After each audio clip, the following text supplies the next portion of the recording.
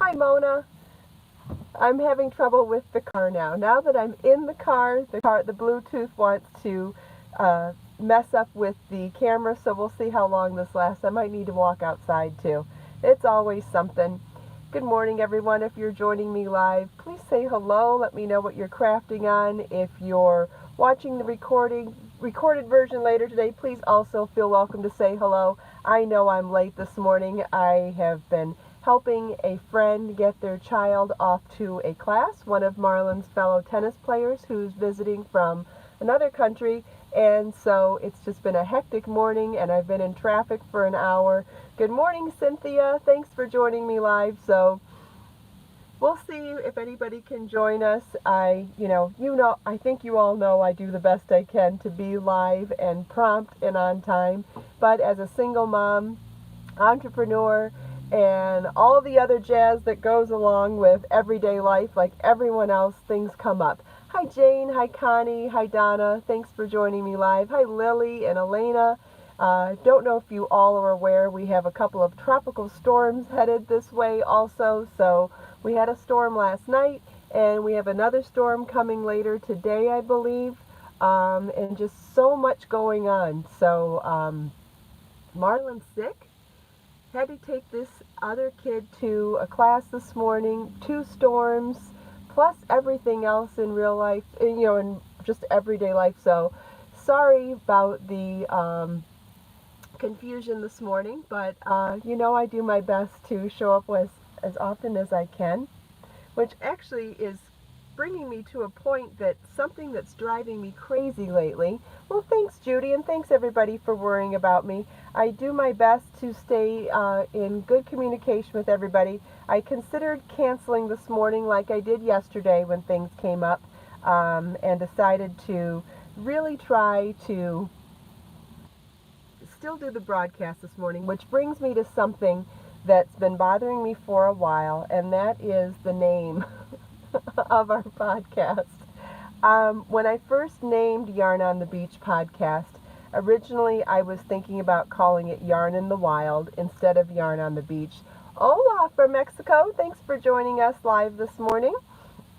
So I had considered calling it Yarn in the Wild instead of Yarn on the Beach, because it gave me the flexibility of being able to broadcast from wherever I am and whatever's going on in my work life, my personal life, my mom life, whatever, or when things come up like these storms coming up or whatever. So I'm considering renaming the podcast because I am very technical and specific. Yeah, Yarn on the Go would be great too. Yarn on the Go. I like that a lot. Okay, Judy, I'm going to think about that one, because I feel like, last couple of days I've felt a ton of pressure for having the name totally represent everything, and it drives me nuts.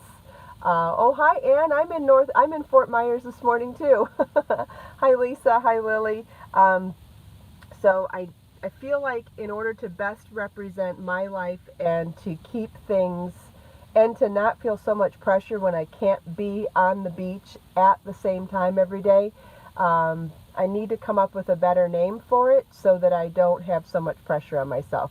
Yarn on the Go is a good one. I liked the couple others that I saw as well, but Yarn on the Go, I still like Yarn in the Wild, like I said, but Yarn on the Go, that might, we got to keep thinking about it, but I need to come up with a new logo, and so one of these mornings, the name's going to change for the podcast. Doesn't mean we're not going to still go to the beach, but maybe not 6 days a week, every single week. Especially with me having to look into moving right now, I'm feeling a ton of pressure to make sure that our new place is close enough to the beach to do the podcast 6 days a week, and it's just not working out that way. So I think by just changing the podcast will take some of the pressure off of me, and then maybe I'll find the perfect place close to the beach anyway. But there's something about that pressure that's not sitting well with me, so it means we're going to have to figure out a new name for the podcast, take the pressure off of me so that it's still always fun and always that effortless, just fitting into the day you know, which was the whole reason why I started the podcast in the first place. So, heads up, the name is going to change in the next couple of days, and we will still go to the beach, but we're going to be outside doing whatever we need to do to stay in touch with each other, and yeah, maybe in my studio sometimes. I need to change the name so that I have that flexibility. It makes me uncomfortable calling it Yarn on the Beach and not being at the beach. But I appreciate everyone's well wishes this morning, and I'm sorry I worried you. Did not do that intentionally. Have an update for all of you on what I'm working on. You know, the two shawls that we talked about last week, the two really simple Zen shawls. Well, I started the knit and crochet version of them, so I should have the patterns and the kits available later this week. Each one is going to take 5 tidbits of Be So Fine yarn. One will be knit and one will be crocheted. And I can show you what I have done so far. So the first 2 stripes are done on the crochet one and the knit one. And I'm doing them in 2 different color sequences.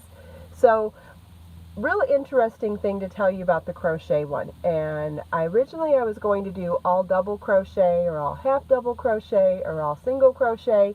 And as I was doing my swatch last week on the beach, I was noticing that as I was distracted, I was making mistakes on the edges, which is exactly what beginners have problems with. And I thought, well, this is a great opportunity to come up with a different combination of stitches to make it beginner friendly. And so what I did is I alternated rows of double crochet chain 1 with rows of simple, just plain single crochet. And by doing that, it helps you to recognize the end stitches. The place where beginners make the most mistakes is at the beginning of the row and the end of the row. And so I thought this made it the ideal beginner project, especially since we're doing these long way rows, which are daunting in a way, right? They're daunting because you have to do so much in one row. But the plus side of it is that you get these gorgeous vertical stripes. So this is only 2 of the 5 stripes done, but you could already see what I was going for. Imagine when this is more than double the width and you can wear it as that voluminous scarf when the weather gets chilly. It's going to be amazing. They're both going to be amazing. So what I'm doing is this super, super simple stitch pattern for the first 2 stripes. Then I'm going to change to a different stitch pattern for the middle stripe. And then the 4th and 5th stripe will replicate these 2 stitches too. It's going to be beautiful. And then I wanted to show you I'm doing something similar in the knit one. In the knit one, we did garter stitch stripes for the first 2 colors. It's all Be So Fine yarn, Lily. Yes, you'll need 5 tidbits to make it. So I alternated the 2 colors for 2 rows just to give a little variation in between the solid stripes. And then now on my 3rd stripe, or the middle stripe, I'm going to do a lace stitch pattern, real simple lace. And then the 4th and 5th stripe will both be in garter stitch, and we're going to do that little alternating stripe in there just to break up the 2 color blocks. So I have my 5 colors picked out for this one. I have my 5 colors picked out for the crochet one, and they're all different colors. And as soon as I have them done and have photos, I'll be able to do tutorial videos for you and have the patterns available. So these are coming really soon. I'll have the kit and the pattern available hopefully later this week. So, and with all these storms we've had this weekend and still coming, it's a perfect time for me to work on something like this. And now that I'm going to be up here waiting on my friend's child at a test for the next few hours, I will be either sitting in this parking lot just like I am talking with you, or maybe run into a Panera for a few minutes.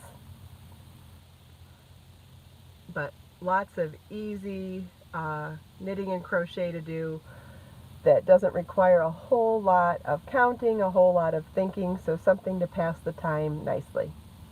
And watching these colors change. So far on the knit one, I've done crushed berries, tropical hot coral, and calypso lime. I think my next stripe is going to be aloha blue, and my 5th one will be passionate plum. Then in this one, I did more relaxing colors. So I started with Stormy Sea, Then I went to Lilac Memories, and I believe I'm going to do Pink Damask, Harbor Fog, and Jaded Peacock for that. But we'll see. You know how that goes.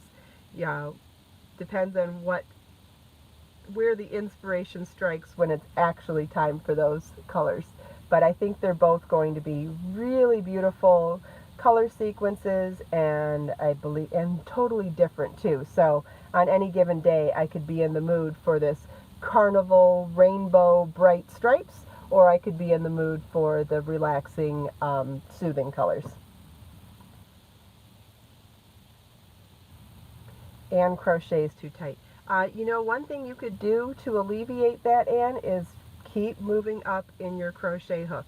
If you crochet tighter than most things in gauge, you're going to, let me take a step back before I say this. The crochet hook that's listed on any given pattern, and this goes for knitting as well, is a suggested size. Getting gauge is the most important component in making things, right? To make them exactly like the pattern that you want to make, you want to match the gauge. And in order to do that, it depends on the yarn you're using, the way you knit or crochet, your personal tension, and the size of your needles. There isn't one correct needle size or crochet size. There is no one correct size of needles or crochet hooks to make any project. It's all based on what works for you. So whenever a pattern says a specific needle size or a specific crochet hook size, that is a suggested starting point. It is not the hook or crochet hook that you absolutely must use. I can't say that more emphatically.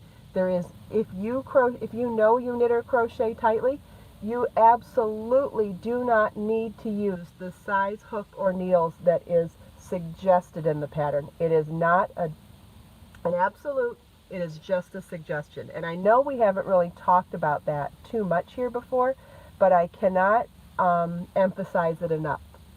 Linda starts out loose and gets too tight. Ooh, that's a much tougher one. That probably has to do with your mood, and it's something that you may need to adjust as you go, or do something about as you go. Or find a way to stay relaxed, which I know that's easier said than done. But knowing how tight or loose you crochet or knit is an important thing to learn about yourself too, for sure. Yeah, this knit scarf is absolutely wonderful for beginners. Garter stitch is so relaxing once you get moving. And I have to tell you, even though it's daunting to do the long stripes with lots of stitches on them, here's the plus side of it. I think you move quicker when you're doing something repetitively over one row instead of turning rows and starting over. There's something really relaxing once you get going. Like the first row when you're casting on, definitely stressful. Are you worried about how you're going to remember the right stitch count? Absolutely. Putting markers every 50 stitches to keep your place so you don't lose your count? Absolutely helpful. But once you get going in those rows, you know they're going to take 20 minutes a piece or more or whatever. But once you do, you just zone out. You don't have to worry about turning at the end of the row. You just zone out and start doing that repetitive motion. And so long rows of easy stitches end up being really relaxing. Beatrice, one of the reasons you might start out tight and then end up going loose in a project is the fact that you might be nervous or stressed or anxious to learn something new in the beginning, and then as you get better at it, you calm down. That might be another reason to do some practice swatching first, because when you're learning a stitch, you're obviously going to be more anxious than when you know it well. So if you find that that's something you do a lot, you might want to practice a project first before doing the actual one. And then I think your gauge will end up being more consistent. Definitely. I remember one of my first times knitting, I was making a baby sweater for Marlon, and it was on eyelash yarn too, which don't even get me started on that. But my stitches were so tight that I was sitting there trying to stab my knitting needle into the stitches and pushing so hard. I don't know how I didn't break the yarn. And I look back and go, my God, how flipping tight could your gauge have been that you couldn't even physically with all your might stab your knitting needle into the stitch. Yeah, gauge changes with types of yarn too, absolutely. There are so many variables for gauge, so many. Oh, Beatrice's cat blanket, that's the one, that's your big project where you've seen your gauge change. Yeah, it was probably really complicated to learn at the beginning, so your anxiety level was a little higher. And then as you got really familiar with the stitches, it got a lot easier to do and you relaxed more.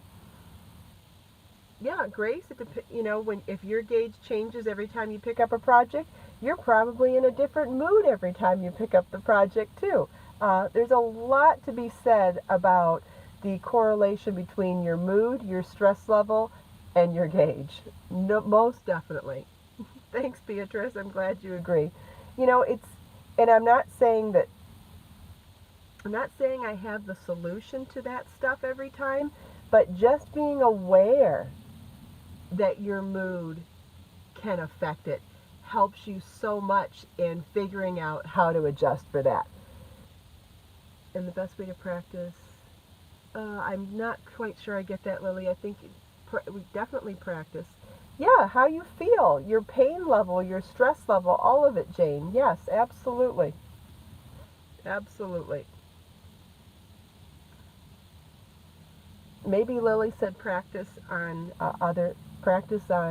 well, you know how I've mentioned before that when you're learning something new, you should only add one element at a time.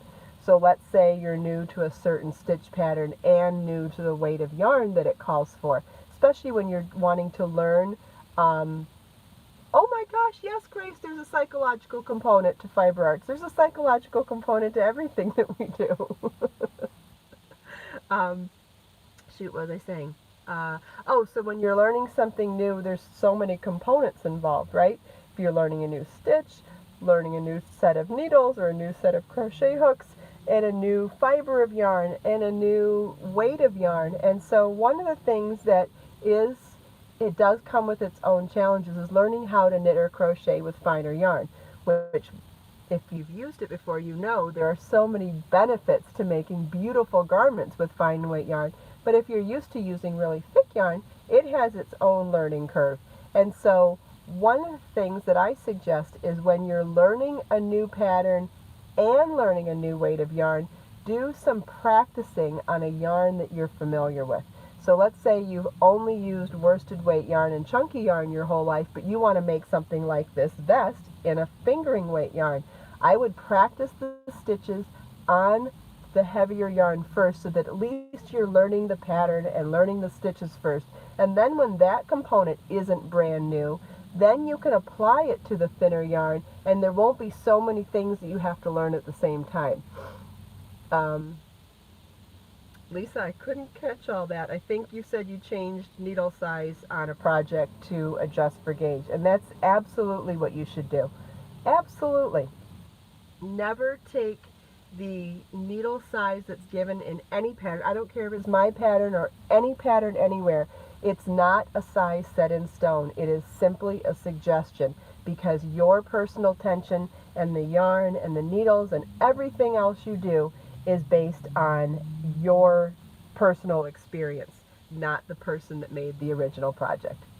Sometimes it works and sometimes it doesn't, but it's never something that's set in stone. And I know that that's something that doesn't come inherent when you're new to knitting and crochet. You assume that it's all exact science, and it's not. So if you learn anything today, I hope that that sticks because it's a big one. Yep, gauge is the way to go. We talk about it a lot, sometimes positively, sometimes negatively, but when it comes to getting things to fit, oof, nothing else is more important. And like I said before, it doesn't mean you have to do gauge swatching. You can live, you can, you can take those risks, but with big risks come big consequences, right? Sometimes it pays off and sometimes it doesn't, and that's okay. Some people like that kind of excitement in their life. I do. I like it sometimes, and sometimes you get burned, and it's okay. However you want to do it is fine. Yeah, some people hate frogging, some people hate gauge swatching, but you either get one or the other, right? Or you have success. It happens. I mean,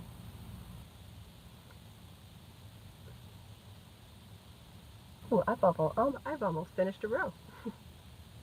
I've been working on the same row since we started talking.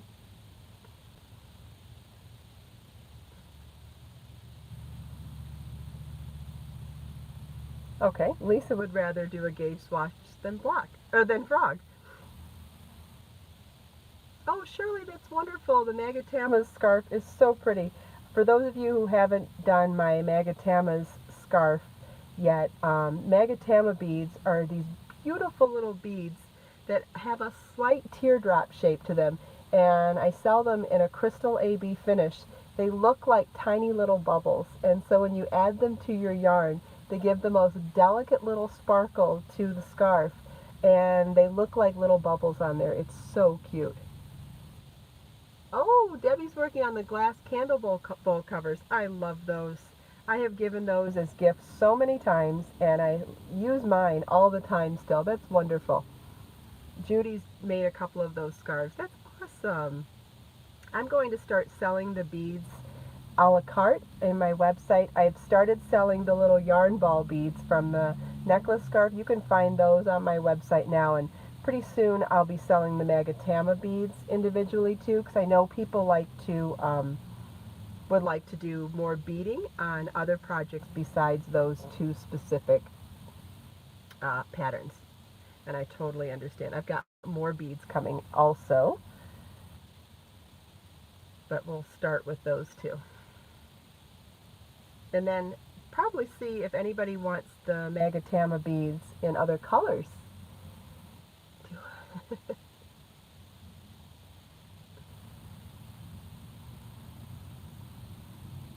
That top looks great. Oh, Kamasaki, okay.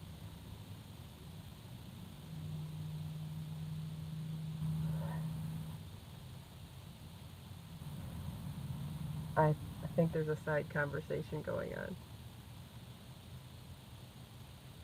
I'm not sure if someone wants to know what color top I'm wearing. This is the Wandering Love knit lace vest, and it's in colorway Crushed Berries. Oh, someone's made the crystal chain necklace for friends. That's beautiful too. That uses crystal beads, and Be So Fine yarn. For the new handmade gifts book, I've got several new necklaces and earrings made. Cannot wait. Oh, the linen yarn would be beautiful on those glass bowls. Absolutely.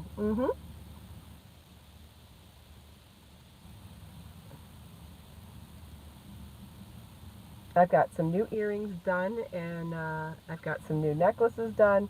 So excited to share with this new book with you guys. Not quite finished yet, but it's coming. Hopefully by the end of the month it'll be done. Good morning from Wisconsin. Thanks for joining us live. Yes, thanks, KB.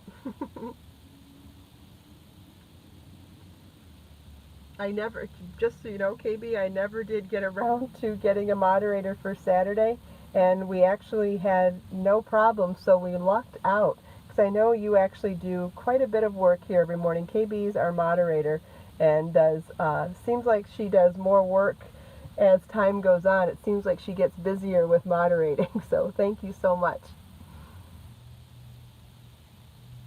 Sherry, I think Sherry's saying she'd like to see the Magatama beads in other colors. Yeah, there's other AB finishes. I would like to stick with the AB because they're so sparkly, but I've thought about adding a couple other colors when I bring in the Magatamas. I'll sell them in like little tubes, so you can buy them and put them on a whole scarf or a whole shawl. You can do a bigger project than just that little scarf then. Naomi. Thanks for joining live. And you know what would be really great is if I could show you all the different ways of my existing shawl patterns, how you could add beads to them. Instead of, because I wouldn't need to necessarily make new patterns just to show you the beads. All of my shawl patterns that exist now would look cute with beads. So maybe we'll do a demo one day, and maybe even do, well, we'll do a demo of how to add beads, but also a demonstration of all the shawls and where I would suggest to put beads in all of them. If you have a tight tension, would you go up or down on your needles? You would go up. If you're knitting tight, you want to use larger needles. And same with crochet. If you crochet tight, you want to go up in size. We had rain and 60-mile-an-hour winds last night with the tropical storm that came through, and I guess we've got another one coming tonight. I haven't checked the Weather Channel about this one yet. Yay, I'm almost done with my first row of the central panel that's going to be a different stitch pattern. I'll show you what I've got as soon as I finish the row.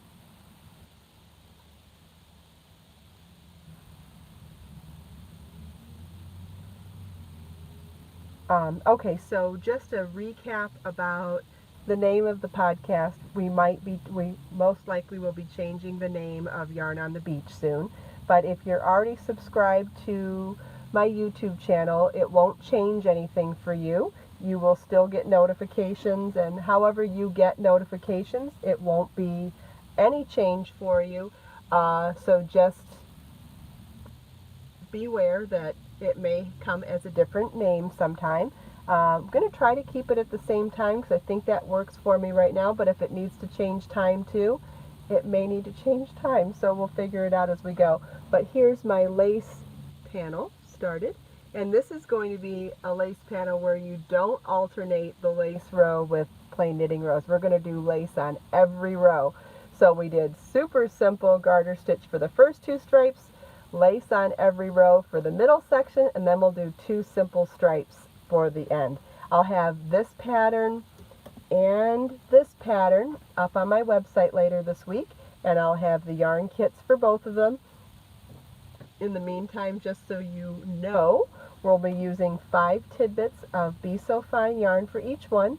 This one I used a D3 or 3.25 millimeter crochet hook, and I'm using the same size knitting needles for this one. This is US 3.25 millimeter.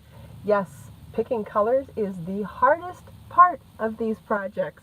They're super, super, super simple to knit and crochet, but the hardest part and fun part is picking colors. So I will show you maybe next time I see you, I will show you the colors I picked, and we'll look at all those tidbits of Be So Fine yarn like we did last week. So I can talk to you about which 5 colors I think look good together, and you can give me your requests and we can mix and match them like personal shopping online. That's what somebody called it the other day, and wasn't that fun? Yeah, I did, and we'll do that again when the kit goes live, so you have a better idea and it's fresher in your mind when you go to order your kit.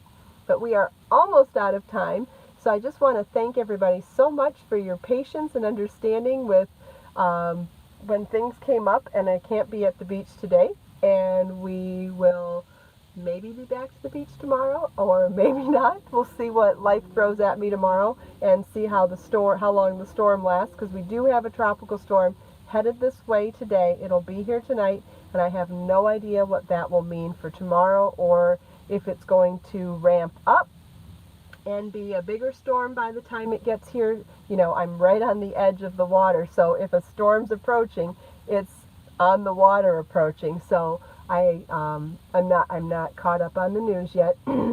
So I'll see you one way or the other as long as we have internet. We'll be live. So thanks again, everybody. I appreciate you joining me. I appreciate all the support. Let us make time to create, share, and inspire today and every day. I'll see you all tomorrow. Bye.